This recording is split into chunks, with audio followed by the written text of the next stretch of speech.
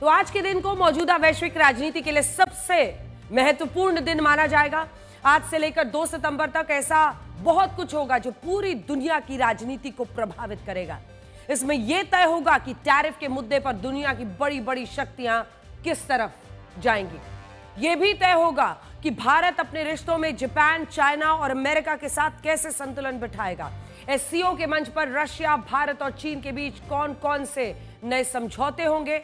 भारत और चाइना के रिश्तों में कितनी नरमी आएगी। प्रधानमंत्री नरेंद्र मोदी और चाइना के राष्ट्रपति शी जिनपिंग क्या तय करेंगे और क्या भारत चाइना के साथ ट्रेडिंग ब्लॉक में शामिल होकर अमेरिका को जवाब देगा। और आखिर में सबसे बड़ा सवाल यह है कि क्या एससीओ समिट से अमेरिका पर दबाव बढ़ेगा और आने वाले समय में राष्ट्रपति ट्रंप की नीतियों में दुनिया बदलाव देखेगी। क्योंकि जो डोनाल्ड ट्रंप अभी पूरी दुनिया पर टैरिफ वाली धमकी अपनी चला रहे हैं या फिर किसी न किसी तरीके से टैरिफ वाला हंटर चला रहे हैं, क्या उनके सामने एक आईना आएगा। देखिए, अब तक राष्ट्रपति ट्रंप ने ज्यादातर फैसले यही सोचकर लिए कि दुनिया को अमेरिका की हर बात माननी होगी। जो देश उनके फैसलों का विरोध करेगा उसके खिलाफ राष्ट्रपति ट्रंप सख्ती से पेश आएंगे और आखिरकार ये दुनिया अमेरिका के इर्द गिर्द ही चलती रहेगी। लेकिन सवाल क्या है, इस बार अमेरिका की इस मनमानी को चुनौती मिली है और अब रशिया, भारत और चाइना के बीच एक सिचुएशन ट्रायंगल बनता दिख रहा है, जिसे हम आपको लगातार बता रहे हैं RIC यानी रिक। सबसे बड़ी बात क्या है, यह कि भारत अपना हर कदम बहुत सोच समझकर आगे बढ़ा रहा है। ऐसा नहीं है कि हम अमेरिका की 50% टैरिफ से विचलित होकर रशिया और चीन के खेमे में चले गए हैं। हमने ऐसा बिल्कुल नहीं किया है। हम अब भी वही कर रहे हैं जिसे कूटनीति की दुनिया में बैलेंसिंग एक्ट कहते हैं। एक बात बहुत ध्यान से समझिए कि कूटनीति में कोई भी स्थायी दोस्त या स्थायी दुश्मन नहीं होता है और भारत इसी नीति पर चल रहा है। प्रधानमंत्री मोदी 7 साल बाद एससीओ समिट में हिस्सा लेने के लिए चीन तो जा रहे हैं, लेकिन इससे पहले वो अभी जापान के दौरे पर है। चाइना और जापान दोनों के रिश्तों में तनाव रहता है और इस तनाव की वजह क्या है, इंडो पैसिफिक क्षेत्र की सुरक्षा। जापान क्वाड के मंच पर चाइना की मंशा और उसकी विस्तारवादी नीतियों को लेकर चिंता जता चुका है।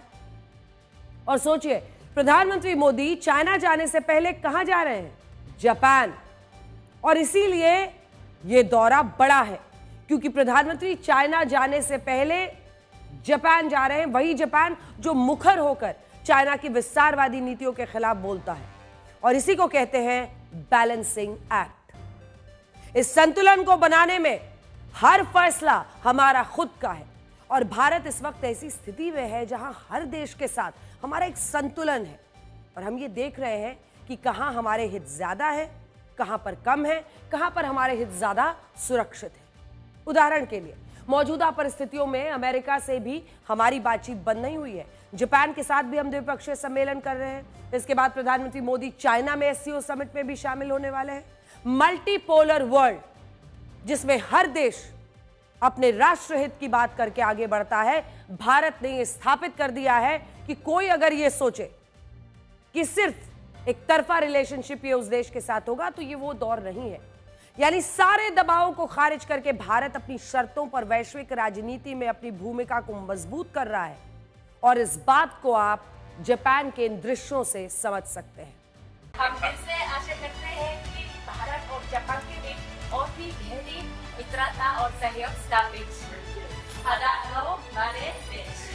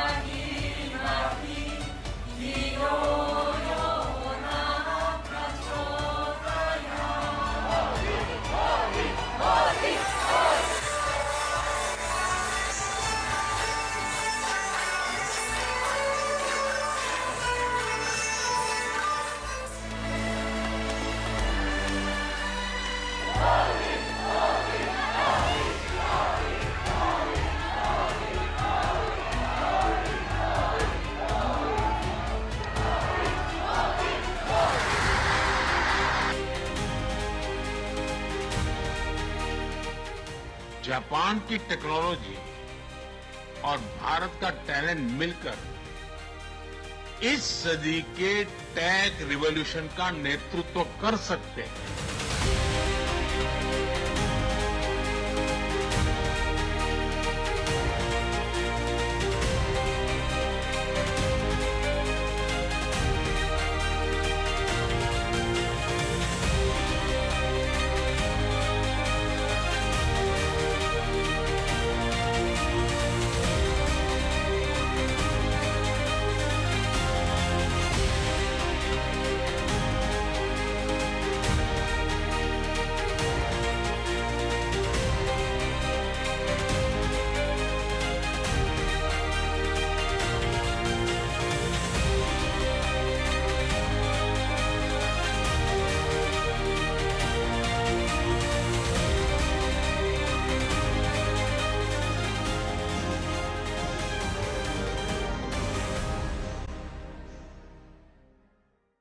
और अब आइए मैं बड़ी स्क्रीन पर आपको लेकर चलती हूं और बताती हूं कि भारत और जापान के इन रिश्तों को क्यों, इस फ्रेंडशिप को लेकर आज इतनी चर्चा हो रही है। तो इसको जब आप समझेंगे, भारत चौथी बड़ी अर्थव्यवस्था के तौर पर, देखिए आईएमएफ के मुताबिक इसी साल भारत की अर्थव्यवस्था ने जापान की अर्थव्यवस्था को पीछे छोड़ दिया है। अब जापान दुनिया की 5वीं सबसे बड़ी अर्थव्यवस्था है और भारत चौथी सबसे बड़ी अर्थव्यवस्था बन चुकी है। तो ये आप देख रहे हैं, विश्व में अगर आप देखिए तो अमेरिका सबसे बड़ी अर्थव्यवस्था है जो कि 2690 लाख करोड़ की है। उसके बाद दूसरे नंबर पर चाइना है 16,695 लाख करोड़। उसके बाद से जर्मनी है 418 लाख करोड़। 369 लाख करोड़ है भारत और 369 लाख करोड़ है जापान। मार्जिन आप देख रहे हैं कम है, लेकिन भारत चौथी सबसे बड़ी अर्थव्यवस्था बन चुकी है। जापान क्या चाहता है? वही चाहता है कि भारत की तेजी से बढ़ती हुई अर्थव्यवस्था से फायदा उठा सके और इसीलिए अब उसने अगले 10 सालों में भारत से लगभग 6 लाख करोड़ रुपए, आप सोचिए कि निवेश के नाम पर अगले 10 सालों में 6 लाख करोड़ रुपए जापान लगाएगा। यह फैसला उसने लिया है। जब ये सारा पैसा भारत की अर्थव्यवस्था, उसके उत्पादन क्षमता पर खर्च होगा तो इससे भारत में नई फैक्ट्रियां, नए कारखाने लगेंगे और बड़ी संख्या में लोगों को रोजगार मिलेगा।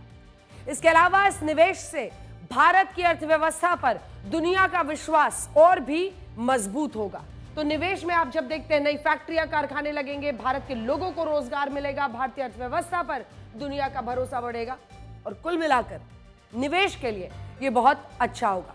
उदाहरण के लिए मान लीजिए आप कोई बिजनेस करते हैं और आपको निवेश की जरूरत है, तो आपको ये निवेश तभी मिलेगा जब आपके ऊपर भरोसा होगा और निवेश करने वाले व्यक्ति को लगेगा कि आपके ऊपर पैसा लगाने से उसे नुकसान नहीं होगा। तो दुनिया भी ऐसे ही चलती है और इस वक्त भारत भी यही भरोसा दुनिया में कमा रहा है। और अगर जापान जैसा देश, जिसको पछाड़ कर हम चौथी अर्थव्यवस्था बने हैं, अगर वो 6 लाख करोड़ भारत की अर्थव्यवस्था में निवेश करना चाहता है अगले 10 सालों में, तो यह बताता है कि भारत पर भरोसा बढ़ रहा है।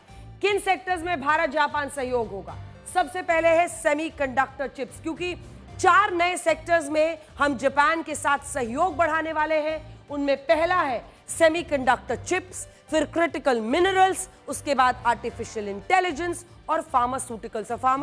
और ये तमाम चीजें धीरे धीरे भारत की एक ऐसी ताकत बन रही है जिसका कोई रिप्लेसमेंट विश्व के तमाम देशों को नहीं मिल रहा है, जिसमें अमेरिका भी शामिल है। तभी तो कोई टैरिफ नहीं लगाया फार्मास्यूटिकल्स पर। अब देखिए, साल 2024 और 25 में भारत और जापान के बीच कितना हुआ? कुल 2,13,000 करोड़ रुपए का व्यापार हुआ था, जो टॉप पर आप देख रहे हैं वर्ष 2024 में। आयात कितना हमने किया? तो 1,59,000 करोड़ उसका सामान हमने जापान से खरीदा, इंपोर्ट किया, जबकि 52,909 करोड़ रुपए हमने इसका सामान, इतनी कीमत का सामान वहां पर एक्सपोर्ट किया, बेचा। हमारा व्यापार घाटा था 1,03,795 करोड़ रुपए। ये तमाम आंकड़े बताते हैं कि अगर टैरिफ के कारण अमेरिका को भारत का जो निर्यात है उस पर प्रभावित हो रहा है, तो वो जापान में भी अपने सामान को खपा सकता है। हम जापान की कंपनियों, उनके कारखानों को अपने देश में ला सकते हैं, जिसका जिक्र आज प्रधानमंत्री मोदी ने भी दोनों देशों के जॉइंट इकोनॉमिक फोरम में किया है। और प्रधानमंत्री मोदी और जापान के प्रधानमंत्री शिगेरू शिबा के बीच 150 समझौते हुए जिन पर हस्ताक्षर किए गए और इन्हें पूरी दुनिया के सामने रखा। 80% कंपनियां भारत में एक्सपांड करना चाहती है और 75% ऑलरेडी मुनाफे में है। यानी in India capital does not just grow, it multiplies. आज भारत विश्व की सबसे तेज ग्रो करने वाली मेजर इकोनॉमी है और बहुत जल्द विश्व की तीसरी सबसे बड़ी इकोनॉमी बनने जा रहा है। S&P ग्लोबल ने 2 दशक बाद भारत के क्रेडिट रेटिंग अपग्रेड किए हैं। The world is not just watching India, it is counting on India. Japan tech power house है और भारत एक टैलेंट पावर हाउस है। Japan's excellence and India scale can create a perfect partnership. मैं आप सबसे आग्रह करता हूं, come make in India, make for the world. The two countries agreed to have special strategic and global partnership. In the past 10 years, we have been able to see advancement in broad-based areas. At our meeting here today, based upon such accumulation, we were able to have exchange of views on how to advance our relationship forward in the coming 10 years. मैं प्रधानमंत्री Ishiba का उनके आत्मीयता भरे शब्दों और गर्मजोशी भरे स्वागत के लिए हार्दिक आभार व्यक्त करता हूं। आज हमारी चर्चा प्रोडक्टिव भी थी और पर्पजफुल भी थी। हम दोनों एकमत है कि विश्व की 2 बड़ी अर्थव्यवस्थाओं और जीवंत लोकतंत्रों के रूप में हमारी साझेदारी केवल दोनों देशों के लिए ही नहीं बल्कि वैश्विक शांति और स्थिरता के लिए भी अत्यंत महत्वपूर्ण है। आज इन तस्वीरों की भी काफी चर्चा हो रही है जिसमें जापान के एक मंदिर ने प्रधानमंत्री मोदी को एक डॉल भेंट की है जिसे दारुमा डॉल कहते हैं। इसे जापान का एक स्मृति चिन्ह भी माना जाता है जिसमें यह डॉल बौद्ध धर्म पर, जो बोधि धर्म है उस पर आधारित है, जिन्हें ज़ेन बौद्ध धर्म का संस्थापक माना जाता है। जापान में उन्हें दारुमा दाइशी कहा जाता है जिन्हें दारुमा डॉल समर्पित किया जाता है और इसका एक प्रतीकात्मक महत्व बहुत बड़ा होता है। इसे दृढ़ता, सौभाग्य यानी गुड लक का प्रतीक माना जाता है। परंपरा के मुताबिक जब कोई लक्ष्य तय किया जाता है तो इसमें इस डॉल की एक आंख भरी जाती है और ये देखिए जैसे आप देख रहे हैं भर रहे हैं। जब ये लक्ष्य पूरा हो जाता है तो इसकी दूसरी आंख को भी भर दिया जाता है। तो पहली आंख भरी गई जब आप कोई मनोकामना मांगते हैं और फिर दूसरी आंख को आप तब भरते हैं जब वो मनोकामना पूरी हो जाए। जापान के लोग ये कहते हैं कि ये स्मृति चिन्ह उन्हें कभी ना हार मानने की प्रेरणा देती है और इसका कारण यह है कि इस डॉल का नीचे का आकार गोल होता है जिसकी वजह से इसे नीचे गिराया भी जाए तो ये डॉल वापस उठ खड़ी होती है। जापान में इसके लिए एक कहावत भी बोली जाती है कि 7 बार गिरो लेकिन 8वीं बार फिर से उठ खड़े हो जाओ। वैसे जापान के इस स्मृति चिन्ह का भारत से भी रिश्ता है। ये स्मृति चिन्ह जिन बौद्ध धर्म को समर्पित है वो मूल रूप से भारत के कांचीपुरम के ही एक बौद्ध भिक्षु थे।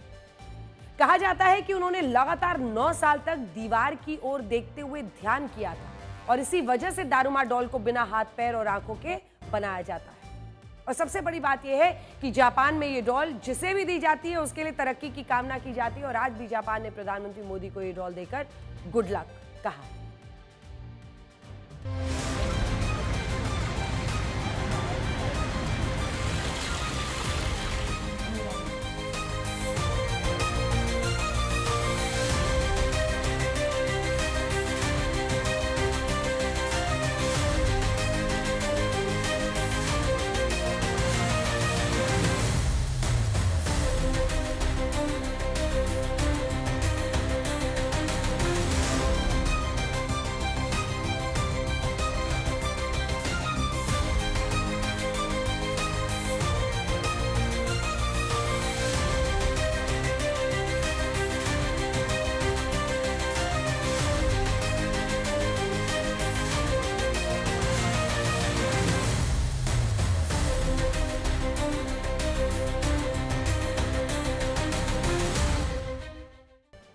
जापान के साथ हमारा एक और रिश्ता यह है कि हिंदू धर्म के देवी देवताओं की छवियां जापान के देवी देवताओं में भी दिखाई देती हैं।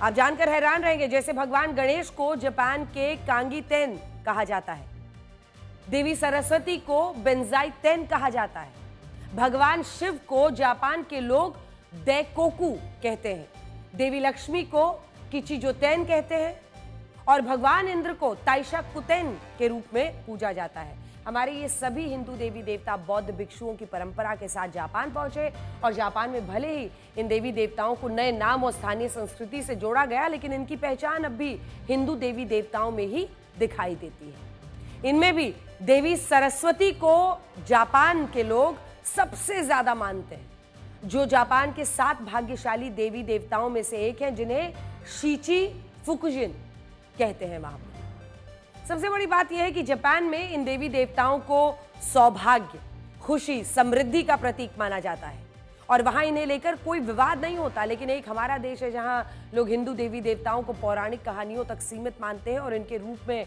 कई बार फिल्मों में कॉमेडी सीन्स दिखाए जाते हैं, जबकि जापान में ऐसा नहीं होता। वहां देवी देवताओं को सभी तरह की राजनीति से अलग रखा जाता है और वहां का समाज इसमें नफरत नहीं ढूंढता।